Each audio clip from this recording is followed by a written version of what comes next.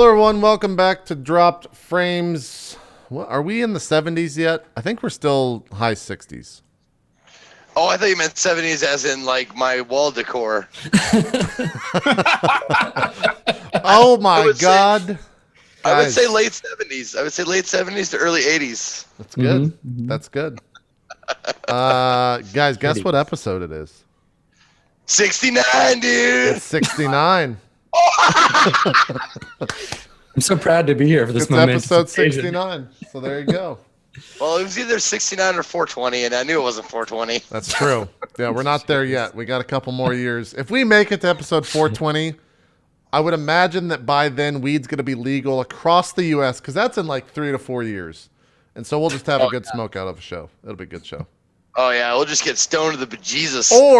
Or again, we don't talk politics here, but Trump will be elected and we'll be in like the fucking, I don't know. We won't be smoking. I don't know.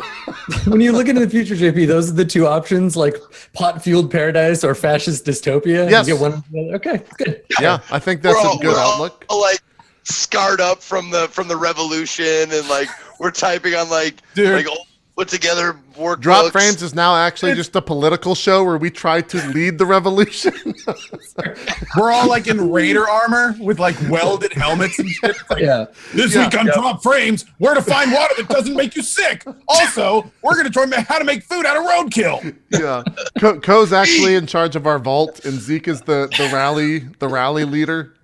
The show is called P. How can we drink it? Jesus Christ. Well, Well, should I eat that? there you go. No. That's why I just bring random shit like that up, because I know you guys will just take it a place that's good. I serve it up, and you guys always knock it out of the park. So there you go. There you go. Zeke, you're in a hotel. Yes, I am. I'm actually, if my sound quality or camera quality or anything, lighting, whatever the fuck, is not as good as it usually is, it's because I am in Chicago. I am, and I don't mind telling you, I'm broadcasting from the Best Western in Chicago.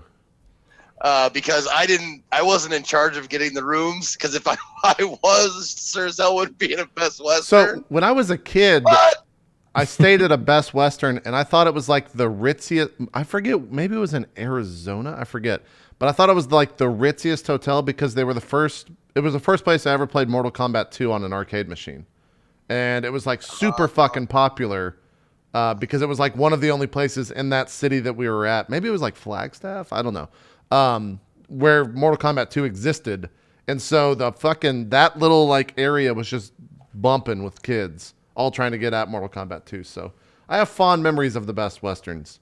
They're not the greatest hotels, though.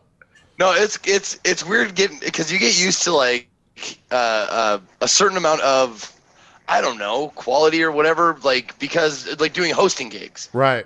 which is actually really nice about like getting you a pretty decent hotel and a pretty decent, close to the event and that kind of stuff. So I'm used, like, you get used to that, and then I get down to the Best Western, and the lobby is like construction people, because they're like tearing it apart. They're like remodeling the entire thing. So I walk in, and immediately I hear this like jigsaw just going. Hi, welcome to the Best Western. We're gonna check it in. That's a real good jigsaw impression, Zeke. Nice work. There you go. Dude, like, either that. It was either that or like a force-feed like vibrator. Yeah. Could have been either. It could have been either. It could have been either. And as the foremost expert on the show, I think you could be able to discern which it is, right? Right, Zeke? Oh, it's how some car guys can go like listen to the engine and be like, oh, that's a 69 Mustang. Like, I can listen to a dildo and I'd be like, oh, that's the 3-speed Rabbit from 2014, I want to say. Yeah. Is that the proper vintage? 2013 or 14?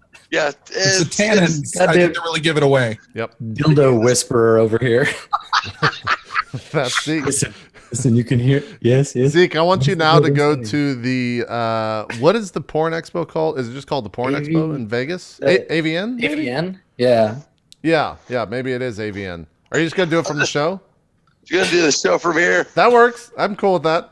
I can't zoom in on you, so that'll be good. As long as you can hear. No, I'd love to have a Twitch presence at the AVNs. Yeah, no, you should do that and call yourself the Dildo Whisperer. Get some t-shirts printed up. Twitch.tv/dildo whisperer. That'll be good.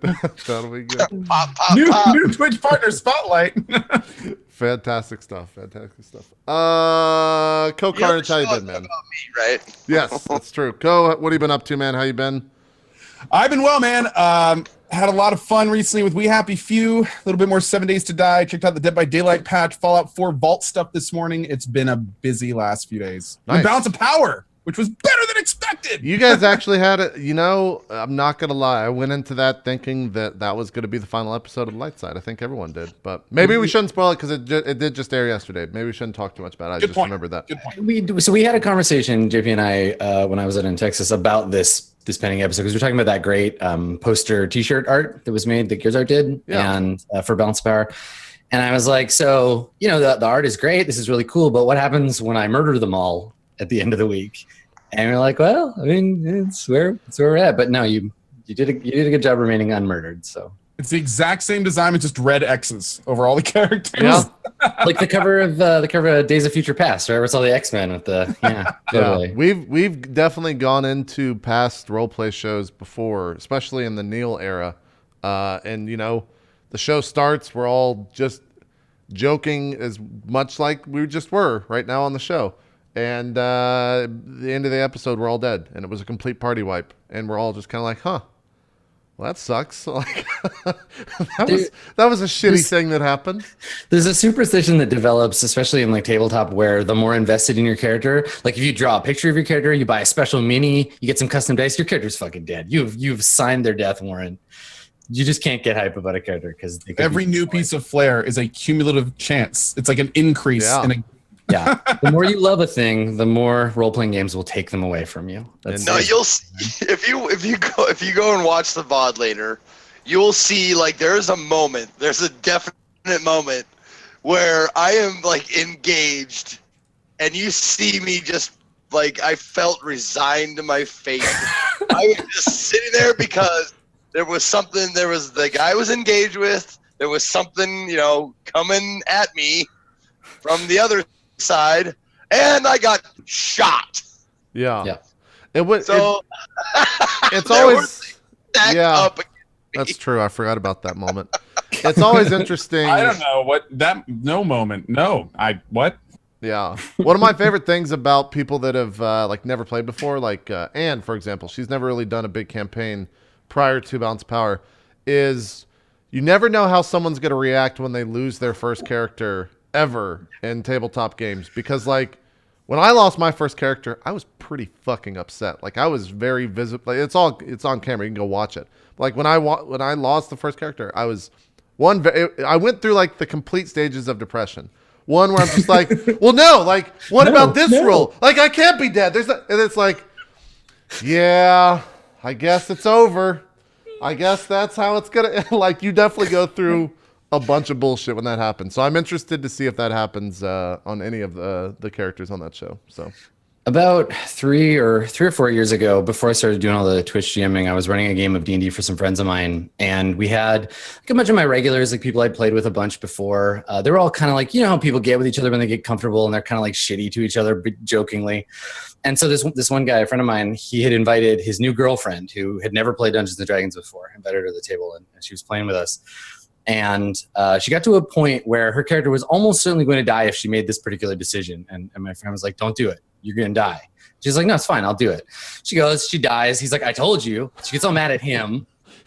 They kind of like start having a fight. We end the session. We leave. Next time we get together, I'm like, oh, where's your girlfriend? He's like, we broke up. Yeah.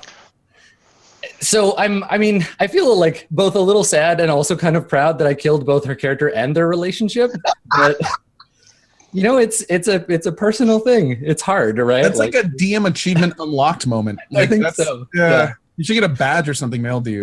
Yeah.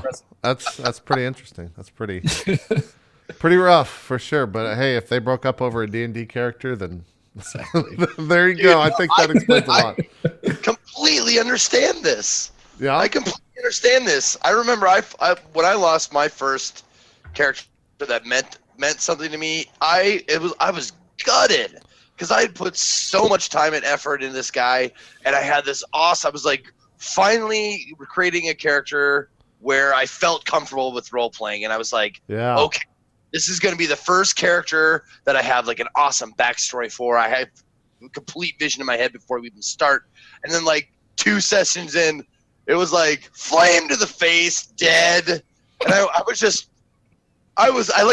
wrote songs. He was a singer. Yeah. I wrote Dude, that's- songs for him and shit like that. And it's like, ugh. That's what happened to me, man. With first character, like I think it was either 14 or 17 weeks of play. Like it was a good amount of play, like 3 to 4 months.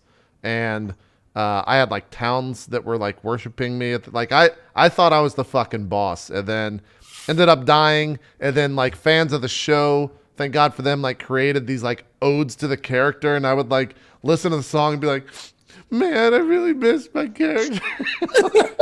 Why do you have to die? It was such a good song. When Adam was talking about like, you know, you get comfortable with your friends and you start to get real shitty, like, you know, in a playful manner. When my guy died, like I'm not kidding you, I didn't talk to my friends for like 3 days afterwards because I sat there and all they kept debating was how they would leave my body like behind. Like, should we prop him up against a tree with like a note stuck to his ass? Like, because we're gonna take all of his gear, so he's gonna be naked. So, yep, so that's what happened to me. To like slap a note on it that said like, "Here's the paladin. He was a good dude. Please don't disturb." I think I got a funeral pyre. Like I think they dragged my body back to like a safe place, even though because what happened is I died while like trying to jump in the way of another character that was going to take a lot of damage, and that's what killed me. And so like the character after they ran carried me to like fucking super far away, and then like had a funeral pyre for me and all that shit. So it was an emotional time. Everyone was a little bit teary-eyed on that first death, because that was the first death in roleplay history, I think. And then, you know, 30 characters that have died later. Like Otto died, and I was like, all right, let's start working on a new one. Not a big deal. Fucking not a big deal at all. I was so happy with how that went, because people were like, "Oh my god, JP's gonna be so salty." I'm like, "Nah, he's gonna be fine. He's old hat at this shit."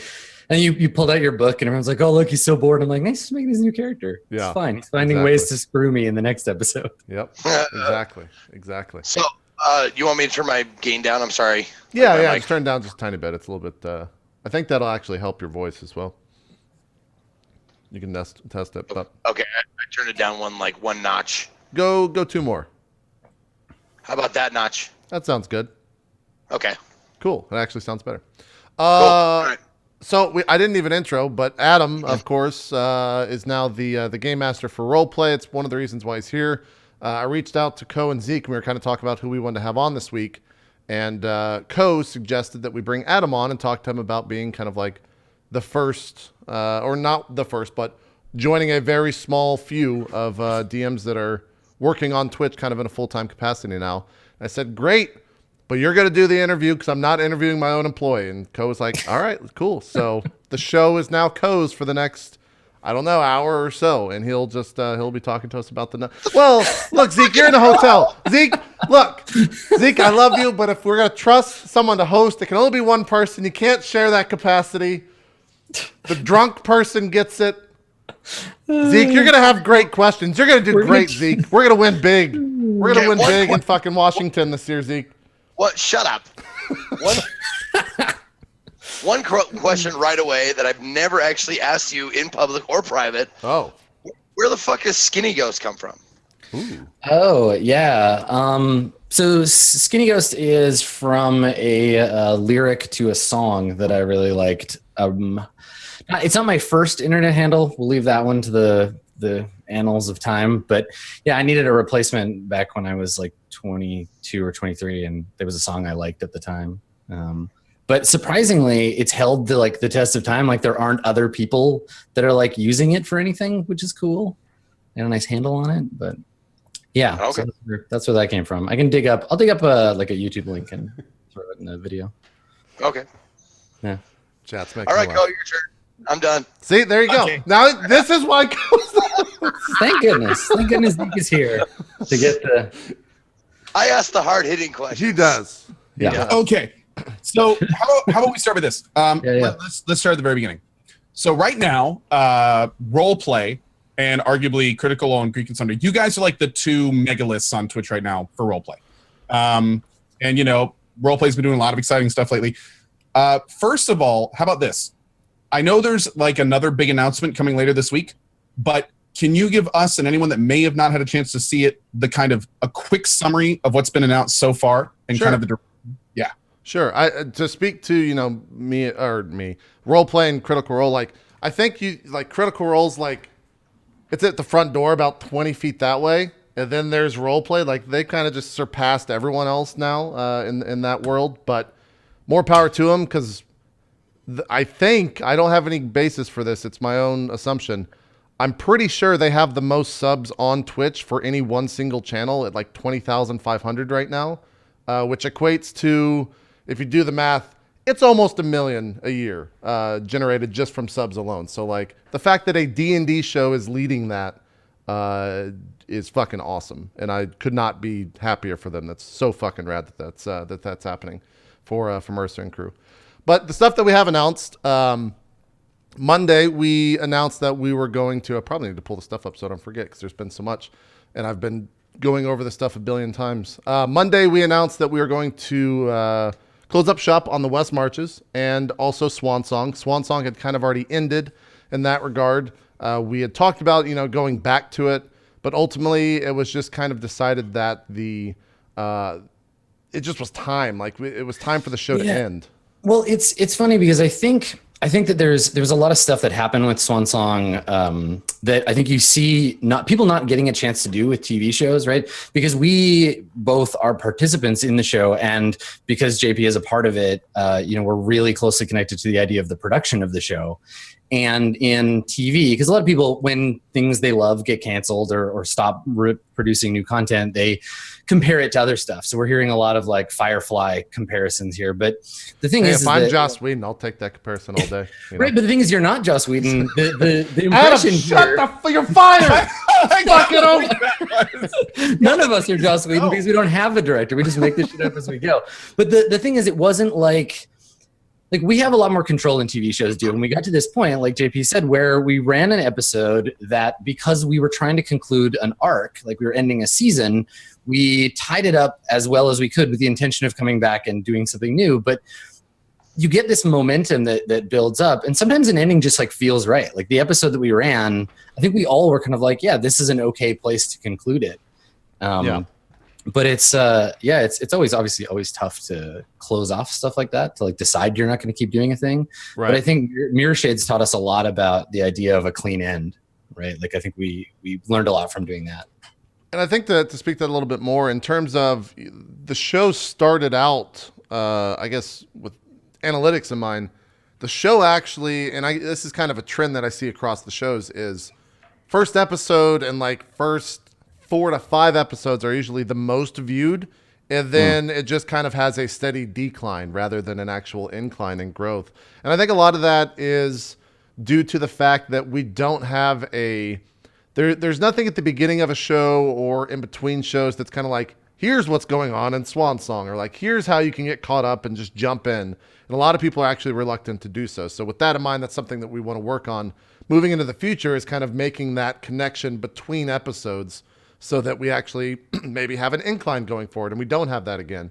Because I think towards the end of it, it was down 3,000 to 4,000 viewers from when it premiered, and a lot of that weighed in heavily on the decision to not continue it, speaking to Swan Song in particular. But I also think that, like Adam said, like you can't ask for a better ending with how that just worked out from both Adam's side of things in the DM's world, and also from just the players. With Steven leaving, it was very hard to fill that role. It was almost impossible to fill that role. The show would have been completely different and had a completely dynamic if we ended up bringing it back, just because we would have had to find that person to fill the role. And I don't know if that would have been possible, and we kind of struggled with it. Yeah, I mean, I think cast and viewership, the longer a show runs, it becomes kind of like your, like the show is boiling off the folks that are just kind of casually watching.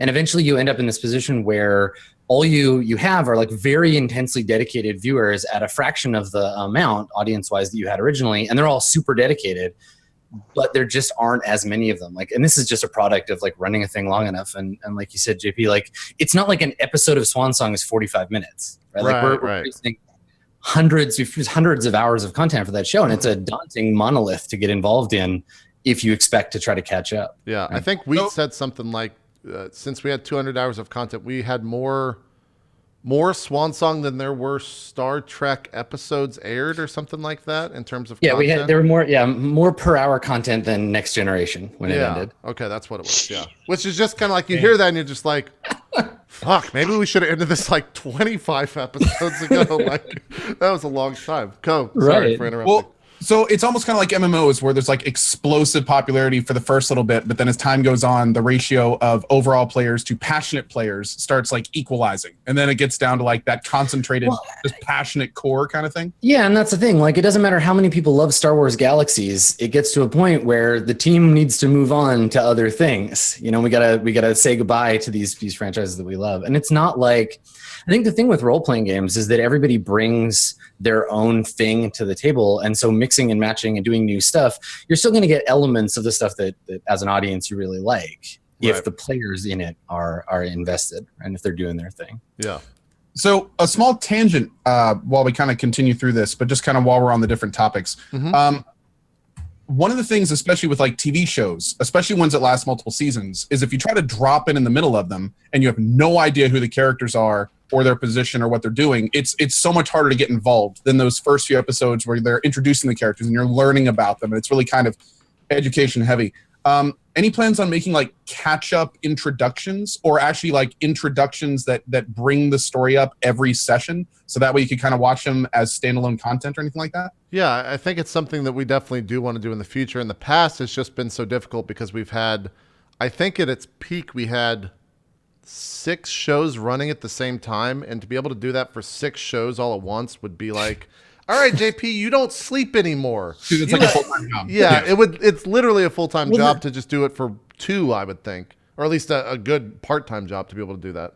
I think the thing about those recaps that we see on TV is that they're prescient in a way that you can't be with a role-playing game, right? Like you watch an episode of Game of Thrones and it's like previously on Game of Thrones or whatever, and it gives you some stuff and you're like, wait, this is from 3 seasons ago. Why are they showing me this, right? Like those aren't just recaps. They're like, get your butt ready for what we're about to show you, but we don't know what's going to happen in a 4-hour run of a role-playing game. So even being able to decide what is appropriate to condense for a pre-show thing, that would take enough time just in and of itself, let alone like editing it and making it production ready. Right. That makes a lot of sense, Adam. And to be honest, I hadn't thought about that. That's a really good point.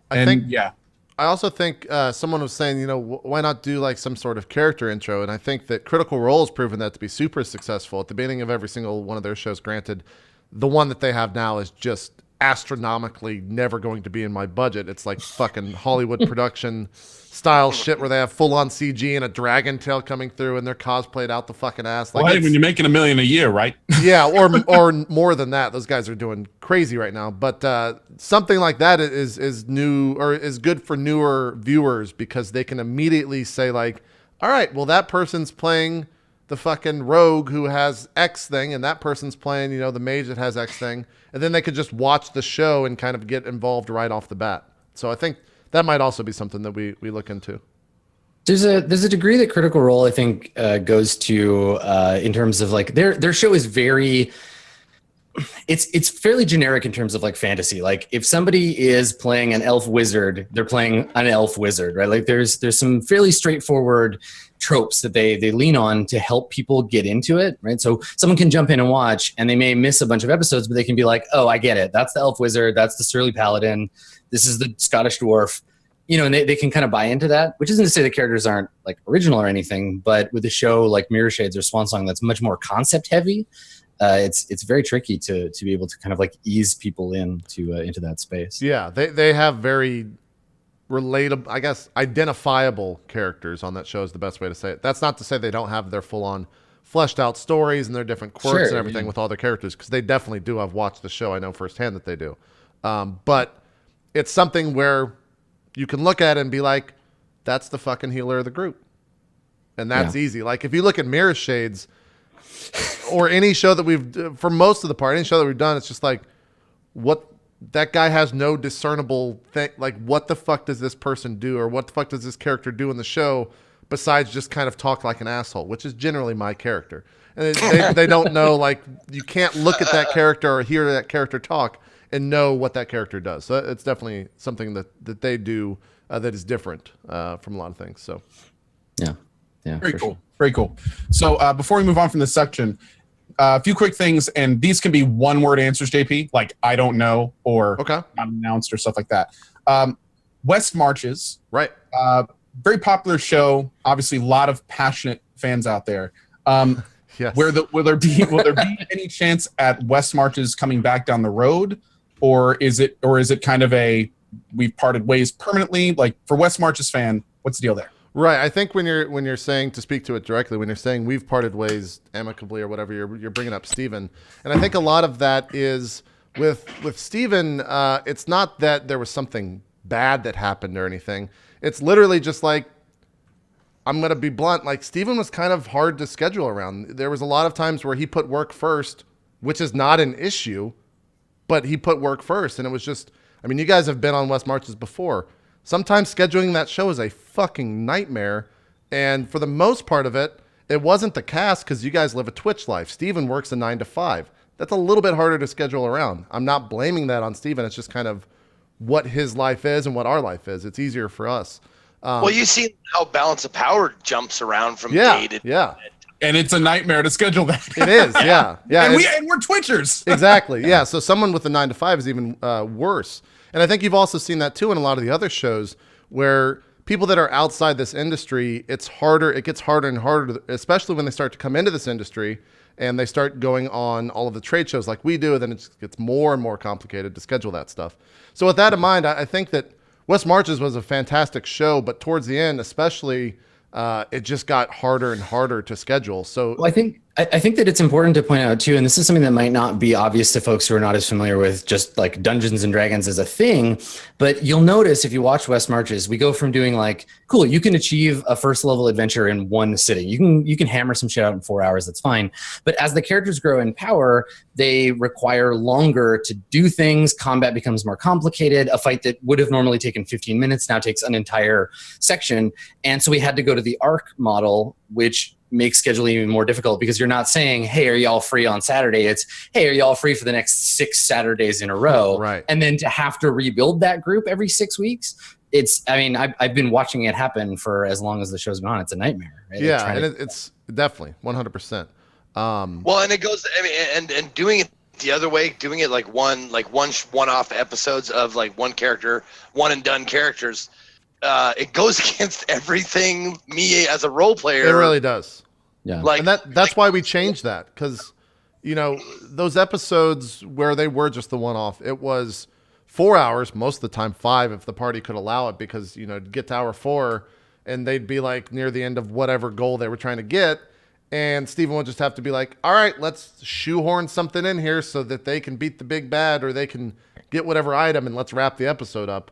And that just wasn't, you know, as time went on, that just got worse and worse. And so that's why we went to the ARC format after that. And I think that was probably the best one. But there were times where I think we did a 6-episode ARC with, I think, was that Elheim, Kellen, Strippin, and Adam maybe was the group? I forget the exact group. I think the longest arc was, me, Pocket, Elheim, and Strippin. And Strippin, yeah. And that took like 3 months to finish. Like it took an epic amount of time to finish something that was just 6 actual shows. And so moving forward, and the reason that we also brought Adam on is that Adam has shown that, you know, he's throwing himself into this space willingly and is willing to devote the amount of time. I mean, how many shows are you running a week right now? If you factor in all the Roll20 stuff.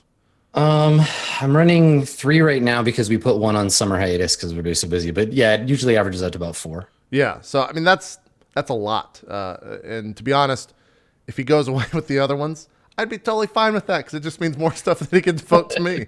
But I obviously can't ask him for that. So to answer your question again, because we kind of got off point, will West Marches come back?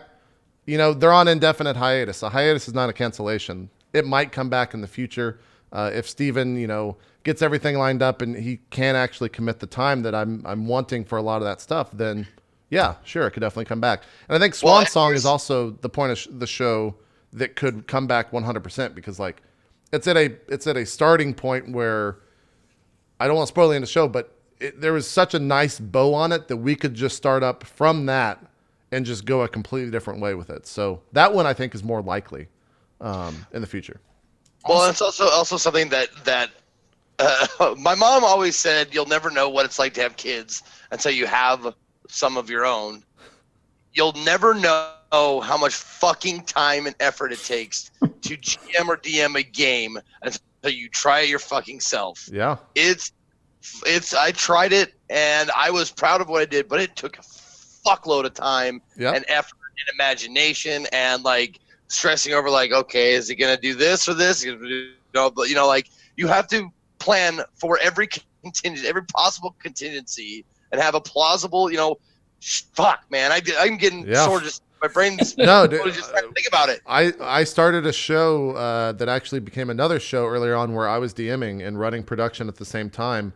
And about, I don't know, 6 months into that, I was literally just like, this is the worst. Like, not only am I just not able to devote time to, the act of DMing the actual game, I'd miss entire sequences of rolls because I'd be like, all right, so if he does that, I need to make sure that thing comes forward and like has this thing to say. And then like 10 rolls would just be missed on screen and the fucking chat would be going crazy. And I can't pay attention to them either because I'm balancing all this other shit. So yeah, I 100% agree. Like the act of GMing is for very select people. And I think that's why you see so few GMs able to do kind of like the full-time position or able to do what Adam and what Steven was doing as well with West Marches and before that Swan Song and before that Dark Heresy and before that R&D or at the same time R&D. It's hard work, and there's very few people that can do that.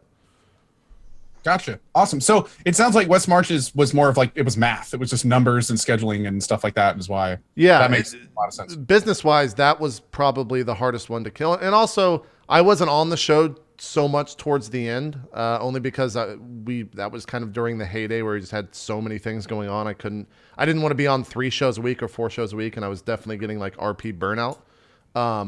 But with that said, like the numbers on that show were some of the highest we've ever had for roleplay. And I know that the amount of creators, and I said that in the post, the amount of creators that were on there was 27 or 28. I could never get a full count when I was writing that post because there was so many fucking people in that Skype group. So it was kind of cool every week seeing like the new cast and like the new characters, and that was fun. But again, like the more of that you do, the more difficult it is to do long term and on a schedule, and so Yep. Makes sense. So moving on in the first section here, Swan Song. Now, correct me if I'm wrong here. Did you guys do a Swan Song stories? Yeah, we did a like a spin-off, kind of like our Better Call Saul of Swan Song, where we did Swan Song, and the plan was to, as we were trying to find a new permanent cast member to run some other kind of bits in the rest of the universe and kind of explore some stuff. Because the Swan Song universe, you give something 50 plus, especially a sci-fi show, you give it 50 plus episodes, you're gonna end up with lots of little undiscovered bits of the map. So we wanted to explore some of that stuff.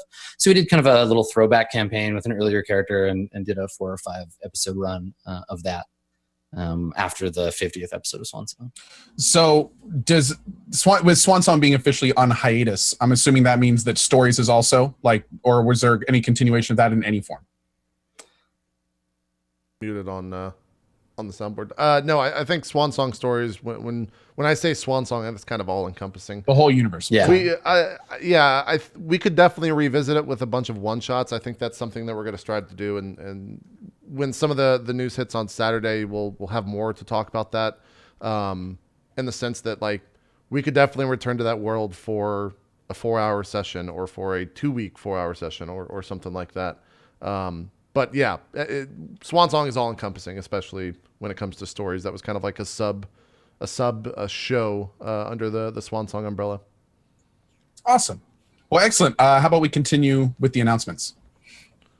So okay, this morning Sorry, I'm usually used to like being the interview, so I'm like, all right, where am I going to go with here? So this morning we announced 3 new shows, 1 an ongoing show, and 2 kind of one-off episodes. The new show is going to be called Court of Swords. It's with myself as players, myself, Dan's Gaming, and Gassy Mexican. Dan has been on a one-shot before. Gassy Mexican was in West Marches as the fan favorite Shialbaz, which I think, I don't know if you ever played with him, Zeke. Co. I think Zeke played with him though. He was kind of the crotchety old wizard, and we're actually making characters tonight for the new session off stream, and I have an idea of what he's playing, and I'm interested to see how he pulls that off. But knowing Max, he's really good at using his voice. If you ever tuned into his stream, he'll make sure he knows, or that he can do many voices. And he knows. Yeah, this is and a reminder constantly to himself. Exactly. So I'm interested to see how that goes. And then Dan's Gaming has only played once or twice, but I think he's the type of guy that'll actually devote a lot of time. And that's kind of what me and Adam, when we set out to make the show, is we want to make sure that the first and maybe the second episode, if players have questions about the rule set, they ask them.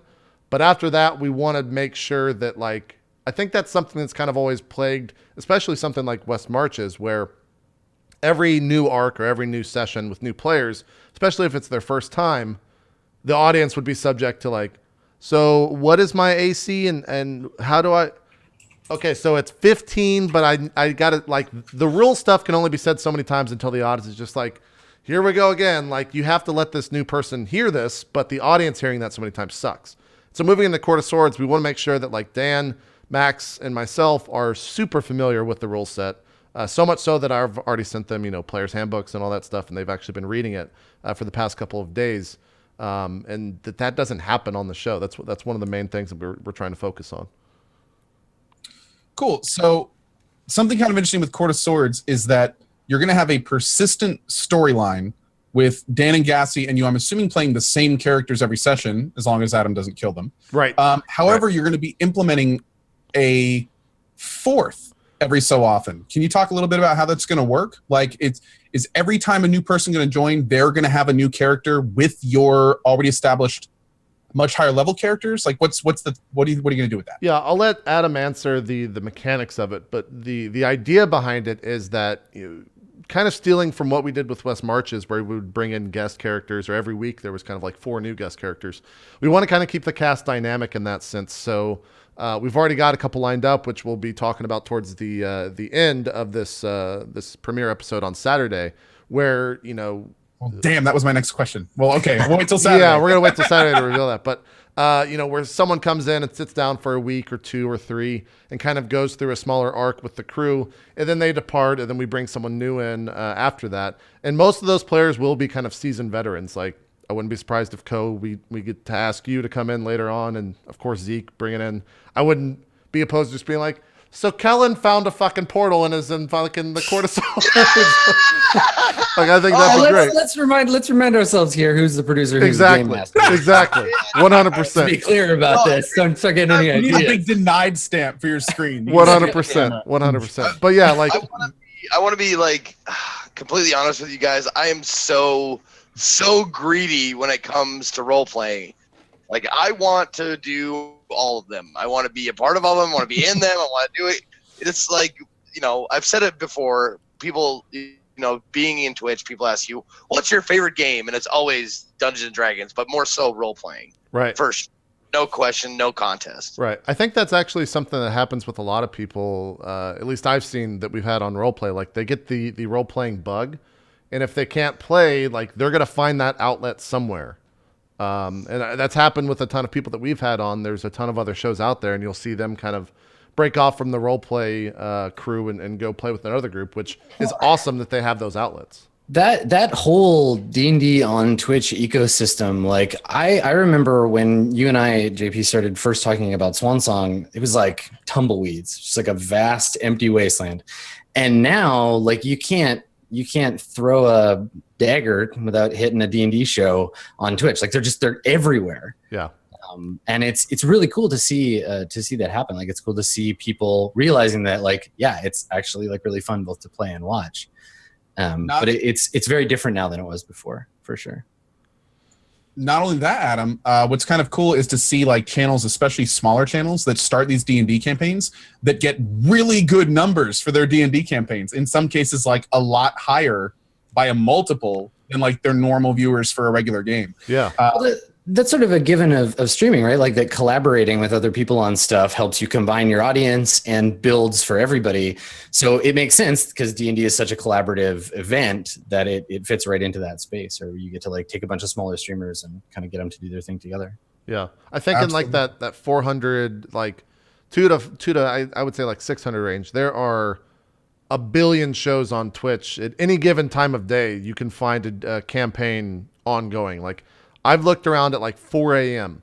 and there's been a game in English of D&D with 400 500 people just playing D&D, and like that didn't exist a couple of years back. And so it's awesome to see that that world kind of grow, which it's really cool to see that stuff.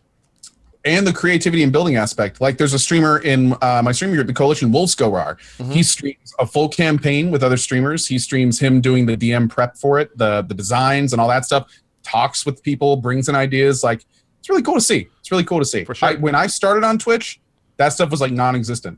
I remember the first time I saw your show, JP, and I was like, what's this?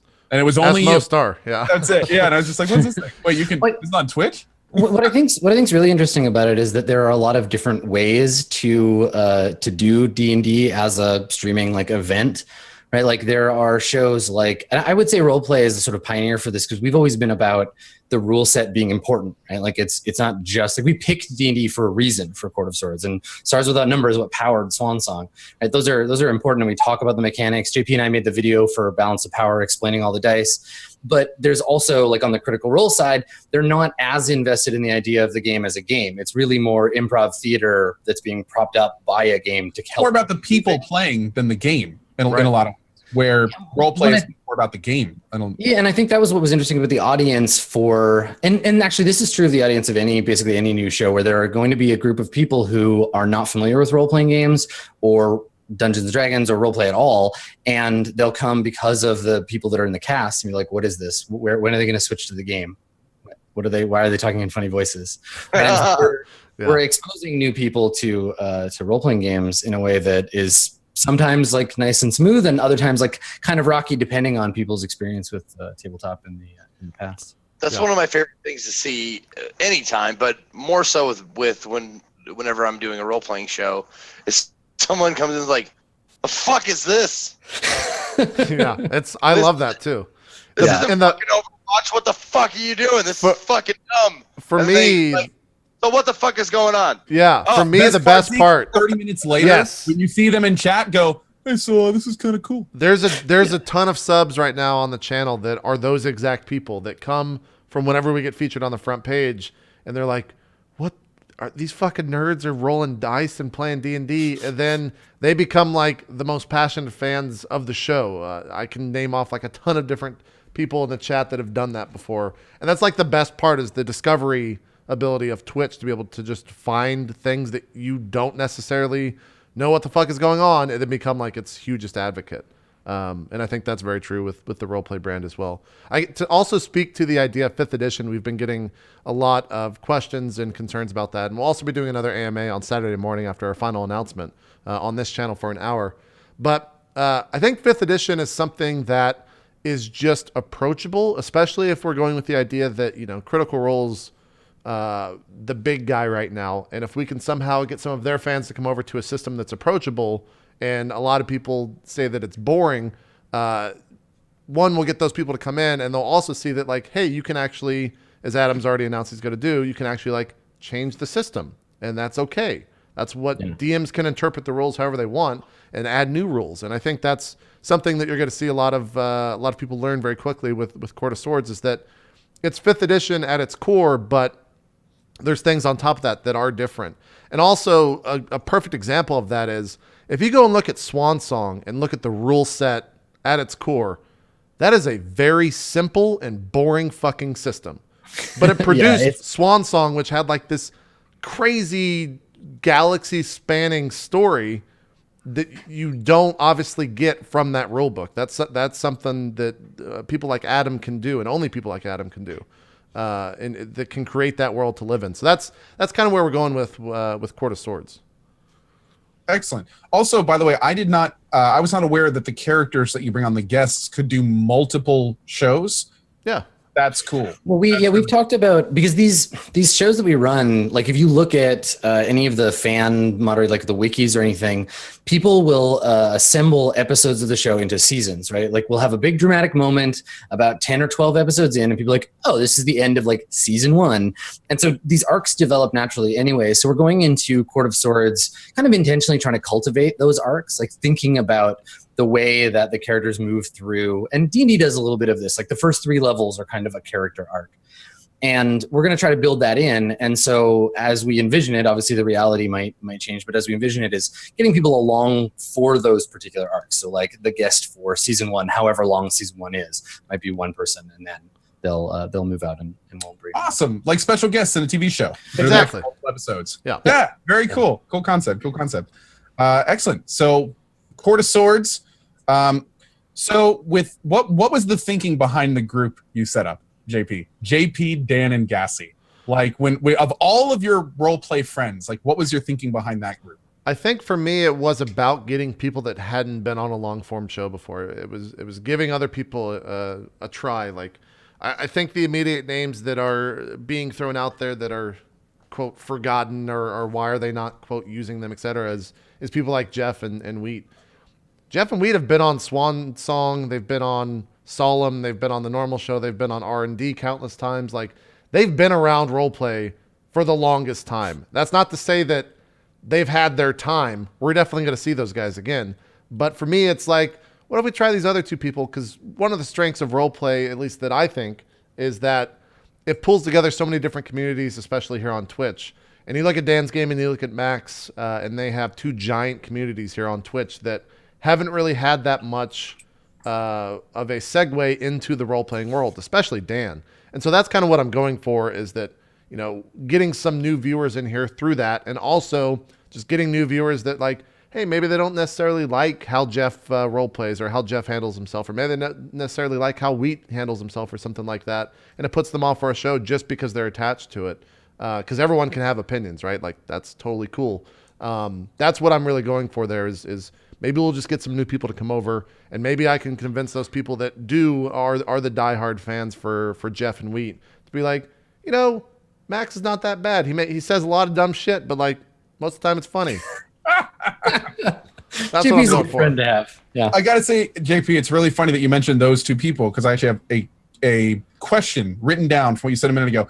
Lots of regulars from older shows aren't around in the new plans, such as Jeff and DJ Wheat. Right. Any plans to bring back one-shots to get some of the older cast back in role play to a regular degree, or are you going for a fresh face approach where you're trying all new people? I think both. Yeah, I think we'll definitely bring back, you know, the favorites, Jeff, Wheat, Caitlin. Caitlin's still on. The thing that we kind of did with Bounce Power, to speak to that, is that if you look at Bounce Power, those are all the people that, in my mind, and I think in Matt Adams' mind as well, performed well on West Marches. We did a put them really onto good a job. show. We did a really good job fucking ourselves over for Court of Swords, because we were like, all right, everybody we love, get in here. Star Wars, come on. Yeah. And then we're like, oh God, we need more players. Yeah. For the longest time, to kind of pull back the veil a little bit. can use this Dan and Gassy guy. Yeah, to pull back the veil a little bit, like, I think we sat on about 2 weeks of before we even approached Dan and Max, like, who did we get? Who's the 4th? Adam, like, what? Yeah. Well, I don't know. Like, who the fuck should be the 4th? I don't know who to ask. And like at one point, there's something to be said about having a person on too many things at once, not for their sake, but just for the sake of like, man, you know, so and so's in like almost everything that guy does. Like, I mean, this is a thing about role-playing games too. Like you play, like the GM has to be in a position to be different, but they're going to carry their style from system to system, right? Like if I'm playing D&D or I'm playing Star Wars or whatever, there are things that are true of the way that I GM that will always be like present in some way or another. And you have to be aware of them as a good GM and manage that stuff. But often players will play the same character or the same type of character, kind of no matter what game they're in, whether they realize they're doing it or not. And so to really get things to feel fresh when you do a new show, you have to mix up the players, not just the characters, because the show is ultimately a synergy between the GM, the people playing, and the rule set. And continuing to do shows that have the same cast, even if it's in a new universe with different characters, you're going to end up feeling similarities that could be with enough people who are the same. You're going to end up feeling like it's a samey show. It's like, okay, cool, we could do Swan Song again, but may play D&D, and it would still feel like Swan Song because all the players are contributing similar stuff. Yeah, New Blood is good. And it changes the way that people role play. So every campaign teaches you something about the way you GM or the way you play. So the next time you play, I mean, like JP, watching you play Higgs and Crusher and Otto, like your characters are changing and evolving based on the stuff that you're learning from play, which I think is really cool. So we'll see. I'm interested to see how Dan and Gassy affect. I know how you play now, JP, and I'm curious to see how they affect that. I was thinking about it last night because like I said, we're doing character creation for Court of Swords tonight, and I have an idea of what I'm going to play, but I realized that the way that I do play is that like I make a character that it's kind of just like a blank slate, especially going into episode 1. I see what the group needs for an interesting dynamic. And then I kind of play the character fast and loose, and if he gets killed, I come back with whatever Adam's not throwing at us to like manipulate the game. That's exactly what I've done with Balance of Power right now. If you've tuned in, Otto died, and then I just came back with like this fucking ridiculous character that he hasn't. We've only done 1 episode, and I know ways that he can exploit the character, but like the character exists because it's very exploitable of the way that Adam runs the game currently. So I found that's how I find interest in games, just because I've played so many different types of characters. Awesome. Excellent. So that is Court of Swords. So what is next on the list, JP? So the other thing, we announced 2 more shows this Saturday to coincide with Court of Swords premiere, as well as our big announcement on Saturday at 12 Eastern.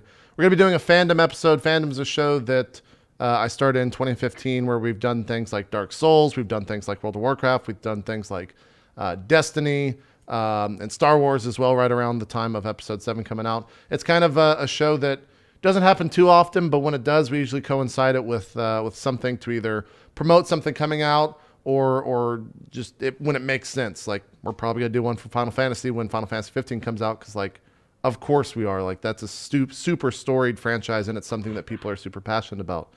So for D&D, we're actually going to have we plan to have 4 people on, and the 4th person unfortunately did not work out. I'm not going to say who that was, because that would suck to fans. Would probably be a little bit upset if I said who it was.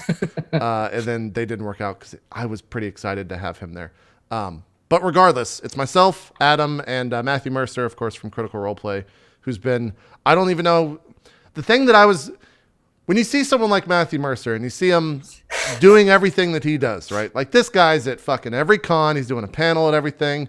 He's fucking DM'd for Vin Diesel. This guy is constantly doing things.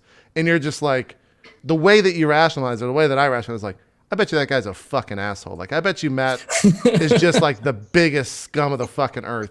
And when I contacted him about a month ago, his response was just like the most pleasant and like positive thing. And I'm like, what? Are you like a fucking reptile? Like, how the fuck are you this nice?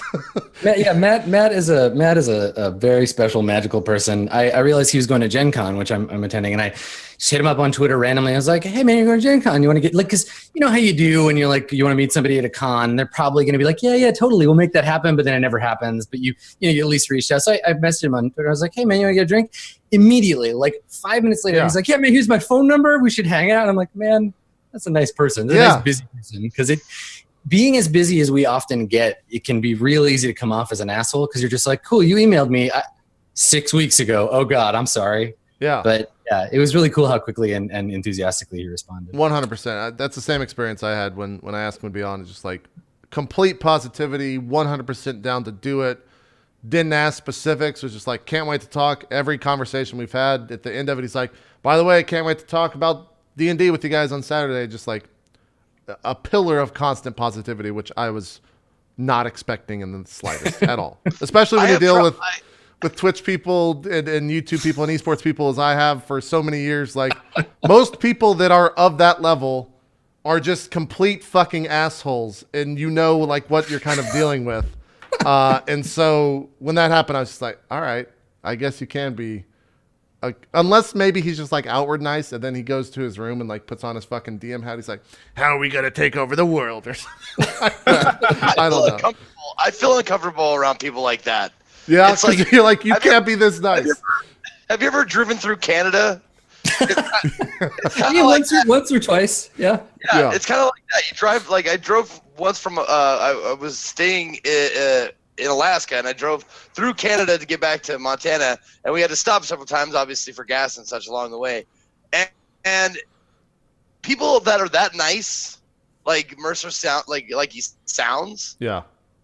You fucking, are you plotting on me? Yeah. No, look. What, are you fucking with me? What's Dude, what's it's going like on? Rick and Morty. You get convinced that there's a purge or something coming up, and they're Yeah. just like, "There's nice for 363 days a year," and then it's just like, So tune in to 100%. fandom this weekend where Matt Mercer says a bunch of horrible shit about us Yeah. on screen. We're trying to And crack Mercer this Saturday under we the guise just- of Dungeons yeah, and Dragons. wow. Another person that's exactly the same is Day 9, who's a longtime friend of mine. Like, just someone that is nonstop positive, and you're just like, how in the fuck are you this way all the time? There's something going on, and like me and Sean are really good friends, and behind the scenes, he's the exact same person. Like, that does not change. So I guess there's just good people in the world sometimes. It's the best way to say that. No, yeah, until you find out, like, the reason why he can be so nice because he lets out his anger in other ways. Like, he burned down an orphanage, you know. Yeah. Listen, Zeke. If it means we're gonna get a nice person on the show, fuck some orphans, man. I don't care. Yeah. Burn down. There you orphans. go. There you go. there's the Let 'em takeaway fry. quote for this episode. There Right you there. go. Done. It's like- Put it in stone. That's right. Prepared for Adam's eulogy. for It's like 60 if you guys have seen Mr. Robot, like Sean pays homeless people so he can beat them up in the middle of the street. That's actually what happens probably, and we just never hear about it. Pulls up Yeah. in an SUV and just gets out, puts on some plastic gloves, and just goes to town for $200. Can't make an omelet without breaking a few orphans. There you go. There you go. So Go ahead. my next question was like, how did the Matt Mercer thing happen? But from the sounds of it, you just reached out and asked Just him. asked nicely. Yeah, we've had actually, even before Critical Role, I mean, they've kind of always been blowing up. But even before they were blowing up, Matt and I have had a pretty cool relationship. We haven't obviously worked on anything together. But even back then, he was just like, hey, man, love what you're doing at RollPlay. And I'm like, yeah, you're obviously fucking killing it, Critical Role. Like, congrats on all the success and can't wait to see. So it's always been a good relationship between the two of us. So the fact that I think he's coming on an episode is just, it was inevitable that it was eventually going to happen. Now announcing Roleplay Caves of Shalimar with your DM, Matt Mercer. No, just kidding. All right, awesome. So with the D&D for the fandom, now, of course, if you want to keep all this private, feel free to just say that straight up. But like, do you have any ideas on what that episode will be about? Are you going to cover like the history of D&D? Are you going to cover just like why you all like it? Are you just going to cover everything D&D related? Yeah, that's a broad scope. I think there's nothing up. That is kind of just a celebration of Dungeons and Dragons at that point. So there's nothing to hide from that. I think it'll probably be a little bit more personable, like our favorite moments with it, how we got involved with D&D, because everyone has a different story with how you got started. And your first character, some of your favorite characters, probably touch on the aspect of, playing versus DMing. Because I think Adam and Matt have both obviously played in campaigns just like they've DM'd them, and kind of talk about that. And then we'll probably just see, what else happens. Maybe talk about the different rule sets and kind of things outside of Dungeons and Dragons. Because while that isn't an IP that Wizards of the Coast owned, I think that we could probably branch out and just talk about like. Well, this is other D&D's games. thing. It's D&D's thing, right? D&D is the Kleenex of role-playing games. It's the Kool-Aid of RPGs. It's the Band-Aid, right? Like when people think of tabletop role-playing games, whether you're playing Shadowrun or Stars Without Number or whatever, you can just be like, yeah, I'm playing D&D. Like, I don't want to go to bed, Mom. I'm playing Nintendo. It's not. It's a Sega Genesis, but your mom doesn't know the difference. Right. So for most people, like D&D and RPGs are synonymous, and there's tons and tons of history and cool stuff about D&D specifically, but like there's lots of other role-playing games, right? And we've played a ton of them. So I'd be surprised if some other like fan favorites and small stuff didn't come up. Yeah, for sure. Very cool. I think also you have a lot of one of it happened today when we announced we're doing 5e for Court of Swords. Like I guess the addition arguments started happening where it's like, well, they could have they could have played 2E because then you have to play more by the rules, or why aren't they doing 3E because blah blah blah, and the combat's boring in 5E because everything's balanced and there's nothing overpowered. Like that stuff always happens too. So I'll probably pick Adam and Matt's brain on that as well, just seeing like, what's your favorite edition? Why is that? Oh, that's cool. Well, you're wrong. Blah blah blah. So that's kind of what I'm looking forward to for the episode. And we've usually done like, those episodes have gone as short as an hour and a half, and they've gone as long as, I think the WoW episode was like close to 4 hours or some fucking ungodly amount of time. And so that's kind of what we're shooting for. We're just gonna talk about D&D and see how long we go for. Dude, and that's like, there are two things that are I've learned with normal people. Like, there are two things that are supremely boring to everybody else. Describing what you dreamed last night and describing your last fucking role-playing campaign. Right. Let me tell you about my character. Exactly. Yeah. So, but however, when you get together with a group of people that are like-minded, like we are, like, you could go off for literally hours on end just discussing like what was going through your mind, how it looked in your head, like what were you thinking? Did you just pull this out of your ass? Like, you could just go like for hours on end and without even being tired. I know I've done that. Yeah, that's the other thing too. Is Critical Role and Roleplay are in the same space, but I think both shows, and I think Mercer and Adam would both agree to this, are vastly different. And so just talking about that and the differences and kind of the goals initially for each show and how those goals changed, and talking about everything in that realm is also something I want to definitely pick on, because as far as I know, and granted, I guess I'm biased towards roleplay because I run roleplay, and so I'm on roleplay constantly, and I don't have the time to watch Critical Role every single week. I don't know how outspoken, or if Matt's ever talked about, the things behind the scenes, and that's kind of what I want to learn just for my own sake, and hopefully for the audience as well. Hopefully that's why people will tune in, just to see like, what's it like behind the scenes? Like, do you guys go into every episode with a goal, or is that stuff that just happens and you're creating things completely on the fly, or what's your whole system about? And that's stuff that we'll also be mentioning during the fandom episode.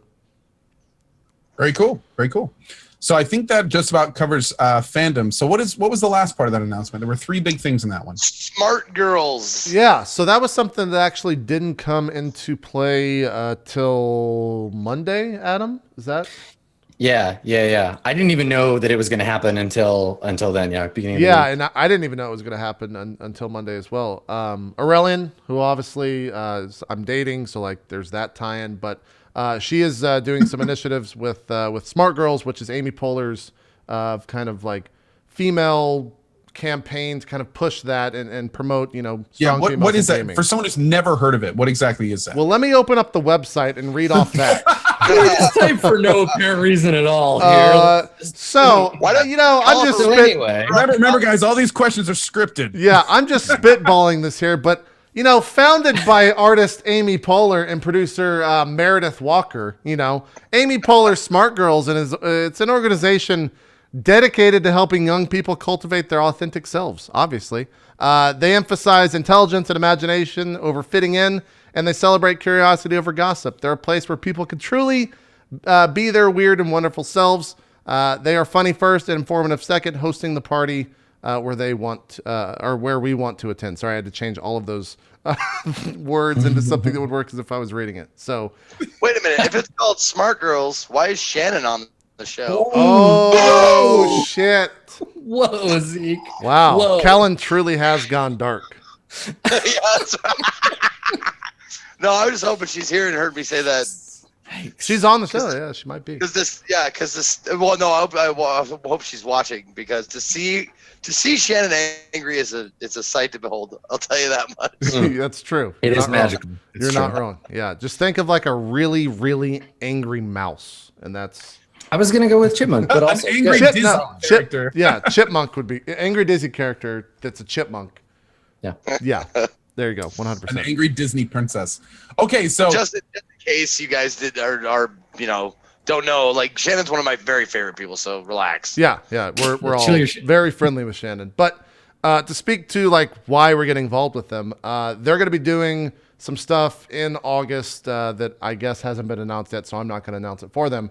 But one of those things is like, hey, why don't we just do a one shot with a bunch of some female cast members that you've had on the show, people like Ammunition, Caitlin, Shannon, Aurelian, and then have Adam DM in. I was like, yeah, I'll take that free content. I won't say no to that. And Adam was like, yeah, that'd be super fun. And he already had a rule set in mind called Mask, which is, I don't know too much about it. My brother's mentioned it before, but Adam, if you want to talk about the rule set a little bit. It looks really cool. So it uses a similar rule set to if folks saw the Dungeon World show with Day 9, some of the other Powered by the Apocalypse stuff we've done. Apocalypse World, obviously. So it's built on the same engine. So it's very like kind of fast and quick and cinematic, easy to get a lot out of a one shot with that. And it's a superhero game. It's about like teenage superheroes trying to kind of like find their place in a city that's like had several generations of superheroes already. And I've been just like so stoked about. We've got a little Skype group where we're talking about the campaign, and mostly it's just them talking about like their character backstories and stuff. It's been so nice. Every time I check in, I'm like, yep. Cool. This is going to be great. I'm really excited. I've heard that cosplay is going to be involved as well. So that there is, yeah, I saw some initial photos today actually. So I didn't know you were that far. Like, I'm not in that Skype group because I've got other stuff going on, but like, I didn't realize it was that far off. I think Zeke's brother just showed up, so he went to go handle that. No, Shannon. I think Shannon just showed up in Shannon chat. showed up in chat. Oh, shit. For his life. Well, he better. Shannon now knows what city he's in and the hotel. So at this point, it's just like a ticking clock for Zeke's life. It's just slow. Is it safe to come back yet? Never. Probably not. Still there? Probably not. So, yeah, that'll be happening on August the 13th at 5 p.m. Eastern, which is a Saturday. And if you've ever watched any of the roleplay one-shots before, typically when we do one of those and it goes really well, it happens again or it turns into a full-fledged show. So who knows? Like, who knows what will come of that? But like, I'm more interested in the rule sets of Mask because I looked at it for about 10 minutes and it looks really fucking cool. Like, it's superhero shit, and I've never played an RPG that deals around that. I've played RPGs where you have power characters, but not one that is literally about superheroes. Yeah, that's the thing that I thought was really cool about it because we were trying to think of what game to play, and I didn't really want to do like another kind of fantasy one shot. Dungeon World would have been an easy one, but I've been wanting to play a superhero game for ages, and Masks is like finally like ready to play. It was in Kickstarter last year, I think. And as soon as I mentioned it, everybody was all over it. We had to talk Ann down from playing Farah. I was like, no, you got to make your own character. But the group really attached the rules real quick, and we've never done superheroes on roleplay, and I certainly haven't played a superhero game in a long time, so I'm really excited to get into it. Yeah. So that brings up a kind of interesting question here. So JP, from the sounds of it, like there was an external entity that approached you and said, we're interested in running kind of a role play show with these people. Could you facilitate it? Is that kind of the process that happened with Smart Girls? Yeah. I mean, if the third party is my girlfriend, yeah. it wasn't so much that Smart Girls, it was Aaron by extension of Smart Girls came out to reached out to me to see if this would be something I'm interested in. But yeah, like down the line that it might be somewhere that roleplay goes. I've obviously done a lot of production for other things. We did Being Everything Else, which was Adam and Steven's kind of how to DM show, and we did production on that for its run. And I've done a ton of shows, West Marches, Bounce Power Light Side, where I'm just not on them, but I do production. So having third parties come in and say like, hey, we'd love to run this, but we don't know how, or we don't know what you're doing. Like, I'm definitely interested in doing that in the future. So like if, like a stream team were to approach you saying like, we're interested in doing something, like we should talk. Okay. Well, we'll just talk about that later. There you go. That covers pretty much most of that. So I have a couple kind of general questions. So those were the big two announcements. And as a reminder, there's a third 3 of 3 coming Saturday, you said? Yeah. So that's kind of the big one. It's Monday. If you want to kind of take the announcements and shrink them down to how I feel about them. Monday was the bad stuff. Today was the good stuff. And Saturday is the stuff that's kind of like, well, I'm taking a gigantic fucking risk, and like this could either pay off and by pay off, this could either work or it could be a complete fucking failure, and we'll just have to deal with that if it fails. You know what I absolutely hate about you though, JP? Like you take risks and you land on your feet, and not only when you land on your feet, you find like a fucking winning lottery ticket. Well, I mean, that's why I keep taking risks. It's blowing me right now too. How great is my life? He trips and he like hits his head on a freaking like lump of gold. Most of those, I'll be honest, most of that stuff is like they're well, like drop frames. Was it a risk? Yeah, but I kind of knew it was going to work just because there wasn't a talk show on Twitch. I've done a ton of talk shows before. I know how to do them. I had Co, which was like a rising star. I had Zeke, which is like a rising star. You guys were both on Intel's Next Top Streamer. It was just a perfect time, and that's kind of where I guess the luck factored into it, is that it just took off as it did. The fact that we have or had almost 8,000, 10,000 people watching the past couple of weeks. It worked there. But like, I've never done anything like I've done that we're doing on Saturday, and all just full transparency. Zeke and Co know what it is. Adam obviously knows what it is. And like a lot of the people that I've talked to have been like, that's a big risk. Like that might not work out. This might be a gigantic failure. Like you should maybe. Full disclosure, I'm one of the people that's excited. There's a lot of people that are excited, but I know it's coming. I'm excited for it. Like I think it's going to mean big things. Yeah. So yeah, I'm hoping it does too. And it sucks that I would love to share it with you guys now, but we're just waiting till Saturday, and it'll make sense then why we're doing that and why we're doing everything else on Saturday for an 8-hour show. So, or for an 8-hour amount of content.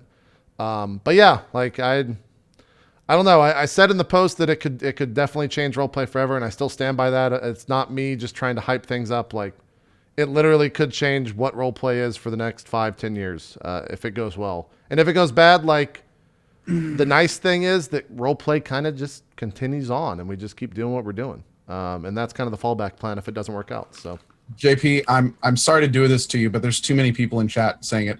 I'm just going to go ahead and announce it. It's a roleplay porn crossover. That's true. Yeah, Made RPG was just such a hit that we're actually. It's not going to be for everyone, but those that like it are really going to like it. I mean, why? Like, I can GM over a distance, but there's a reason JP had to fly me to Texas. So. Sometimes you just got to get physical. Katie over at Pornhub reached out on Twitter and was just like, "Look, we want to sponsor you," and I'm like, "All right, put me in some porn. Let's go." And there's okay, we'll send the porn stars over, and there we were. And I was like, I can't stream it on Twitch, and we're like, well, I hope I didn't blow your load for Saturday, but you didn't. Yeah. Yeah. Okay. I'm a repeat guy. Now, you're just joking, right? Maybe. Don't spoil it, Z. Yeah. Now everyone's gonna question until Saturday. The other thing too. Slide a little bit. The other thing too, which I want to be on that. I'll let them know that you could be their VR specialist, that you've got some training. I've got some experience. VR consultant. Yeah. Executive VR consultant. Listen, Zeke. I've been planning this one-on-one scenario with sword fighting. I think you're perfect for it, man. There you go. It'd be great. There you go. Porn innuendos, guys. That's what we're good at. Bring your special moves, such as the window. The other thing. It's not the size of your sword; it's how it's rusted. Okay, there you go. And we're done. Pop, all right. Pop, baby, yeah, pop. I think the one thing that I will say about the announcement is one of my favorite things, obviously, is watching the community react to all this stuff and getting their feedback for all of it, and also guess at what's going to happen. A lot of people guessed that it was going to be a 5e show. A lot of people guessed a lot of the other stuff. I've had one person say what's being announced on Saturday. That one person doesn't know who they are. I did not confirm it. I didn't favorite their tweet or anything. One of you is the chosen one. One of you got it right in a sea of like the entire roleplay audience. And that to me is like, all right, so we're actually taking a pretty big risk because this is not something that a lot of people are going to be expecting. Yeah, that's not obvious. So was nervous about today, was really nervous about Monday. I am anxious as fuck about Saturday, and it sucks that we have to wait 4 days for it to be out there. But once it's out there, it's something that we're going to be obviously pushing a lot. So just a random one-off question involving this. I'm assuming that the spacing of the announcements and the announcer is, and feel free to just, again, ignore this question. Is that kind of to build up hype, or are you still preparing things behind the scenes? we were done with, or a combination. yeah, I think it is a combination. We were done with the actual, in the planning phases, we knew that we were going to do 3 announcements. We didn't know all the announcements that were going to go into each post. We knew the third one was going to be the big one. We didn't know the first 2. And everything in terms of the actual post was finished like a week or 2 ago with a lot of proofreading. And then, of course, Adam came down to Texas to film the stuff, which is part of what's happening on Saturday. And that got fully edited and rendered out, I think, on like Monday or Tuesday. So we've been ready to go since then. It's just that once you go out and say like, hey, we're going to be launching this on X date at X time, you can't really change that stuff once it's out there because then people are just like, what the fuck? Yeah. And especially when you have, there's a reason why Court of Swords and why there's fandom happening on the same exact day, to just kind of tie in this stuff. Well, and just the pure amount of information that we had to dump on people. Like if we had done all this announcement in one go, like there's a lot to process. So we want to give people some time to like get the information down before we move on to the next thing. And by the end of the week, it'll all be done. But to try to like jam it all into one day would have been information overload. Exactly. Yeah. People would have Wow. I'm going to be honest here. I read these announcements when they came out, but this is the first time I actually realized that both those dates are on the same day. That's going to be a big day. Yeah. Yeah. Fandom and Court of Swords are all on Saturday as well as a 1 hour. I didn't realize this until this morning, but I think it's kind of cool that we're announcing a new D&D campaign on what would have been Gary Gygax's birthday. That's kind of cool. Gary Gygax being the guy who invented D&D. Wait, are you serious? Yeah. Today's Gary Gygax day. I knew this the entire time, and that's why we're doing congratulations in JP. celebration of Gygax's birthday, Dungeons and Dragons. No, I didn't fucking know that. But that's really fucking cool. That worked out. I'm going to use that a lot. Cool? So Yeah. there you go. There you go. Very cool. Very That cool. is a interesting fact. That's super interesting. Isn't it fun, Zeke? Isn't that just like the best word to use as transition for shit you don't care about? It's interesting. So interesting. Awesome. So I have just a couple more questions here. So this is more for the role play initiative. And if this tags into stuff you're talking about Saturday, again, feel free to not talk about it. Sure. Will Adam be the primary DM in most campaigns moving forward? Or do you have any other regular DMs on the horizon? I know that, yeah. Oh yeah. Well, anyway. Yeah. Yeah, we touched on this a little bit, but definitely to flesh it out a little bit more. I think for now, yes, Adam will be the primary roleplay D&D. Roleplay has had it at its peak 3 DMs that did things. I wouldn't say staffed, but did things for the show, and it's always had one kind of core. I think that's kind of transitioned. It started with Neil, then Dark Heresy happened, and it became Steven, and then kind of Swan Song happened, and it became Adam. It's kind of just gone down the line as the show has changed. The DMs has changed with that. But I think that there is a maximum capacity to how many shows, even though Adam's going to try to do as many as possible, there's a max that he can do. And if the shows continue to grow and we kind of want to go back to that path of doing 3, 4, 5 shows a week, then yeah, we'll definitely bring on some other people. But for now, the other thing is like, it's the first time that I've ever hired someone at this capacity. So I'm kind of feeling that out and I'm kind of seeing how that works out. And it's not so much when I say at that capacity to get underneath the hood, it's not, Adam's not just saying like, hey, it's the 30th. You want to, send me the PayPal over. It's like, we worked for about 6 months on an actual contract between the two of us that is very strict and very rigorous in terms of the legalities of, Adam's doing a show for roleplay. Who owns what he's creating? Like that is something that is for the longest time I've never really had on the show. And now I have that, I guess, safety net is maybe the best word. And it's also in a way that Adam feels like it's working out for him. At least I hope so. He signed the thing, so I would imagine it is, to where he feels comfortable with what he's doing and how he's being paid to do all that stuff. So for me, that's kind of the behind the scenes. That's one of the things that I'm most excited about is that it's all done with a contract. And for Twitch, that doesn't happen very often. The landscape is not official. I want to bust in here and ask, like, how do you feel about this, Adam? Like, yeah, seriously, like, I would be fucking like stoked as shit, but I don't know, like. Yeah, I mean, like the thing is, like JP said, I think people have this tendency to look at like signing contracts about stuff like this as like a negative thing. Like a lot of people are like, oh, well, if we're really friends, like I wouldn't need to sign this. We could just like work it out or whatever, right? But it's actually more often than not the opposite, where now that JP and I have this established platform, I can just do GM stuff and not worry about anything. You know, like I do my work and I know when I'm going to be on the show and we know who does what.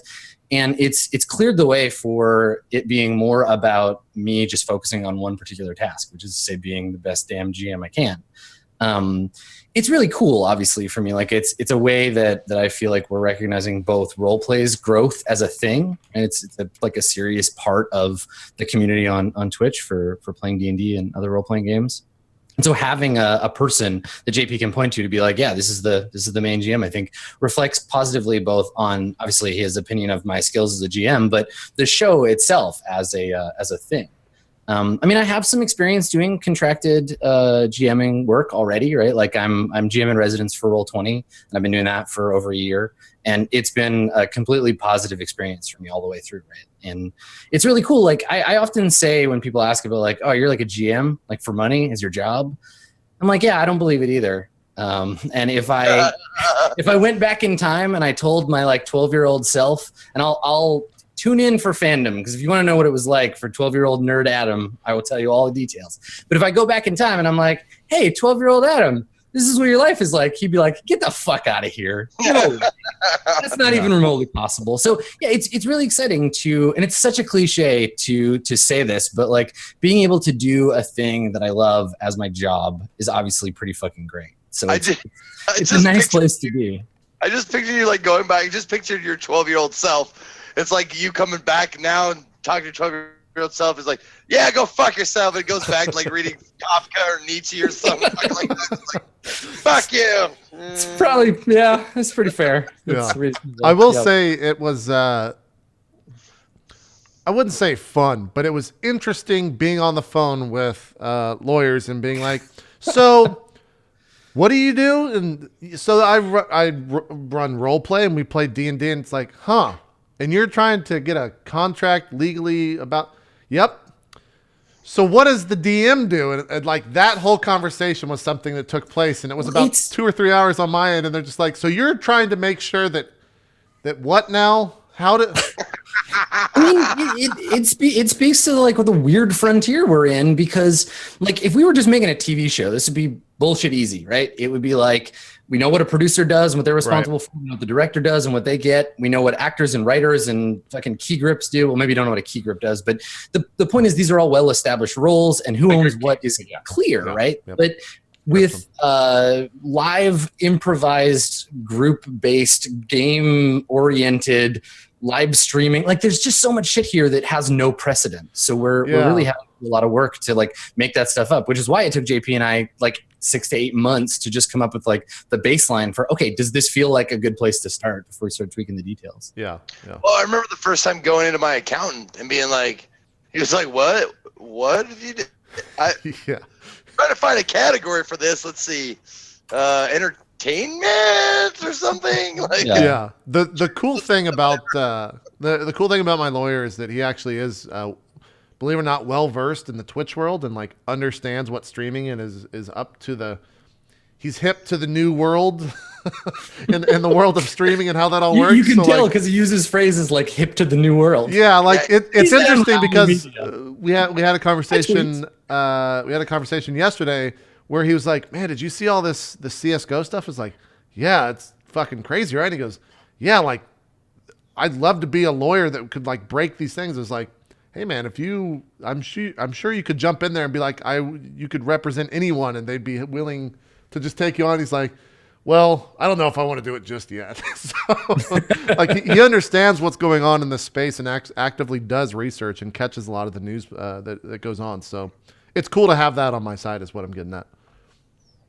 I think your original question was just kind of like the contract no, it wasn't even about the contract. That's where I took it. What was your original question, Co?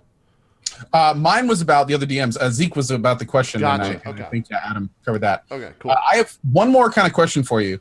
And this one's kind of important. I've heard a lot of people talk to me about this. Will we be seeing more of the made RPG? Because it's important to mention Oh, that I cook, I clean, I bring lemon pledge. yeah. I have costume. I think that there are several things that have kind of become a staple in role play on a yearly basis, on an annual basis, and made RPG around Christmas time is one of them. Nice. Last year, Dodgered was someone that had been asking pretty much for about 12 months to be on that thing. So like she kind of took the spot, and I had her choose kind of the fourth person that I know would be chemistry right from the bat. And then I think Jesse was on.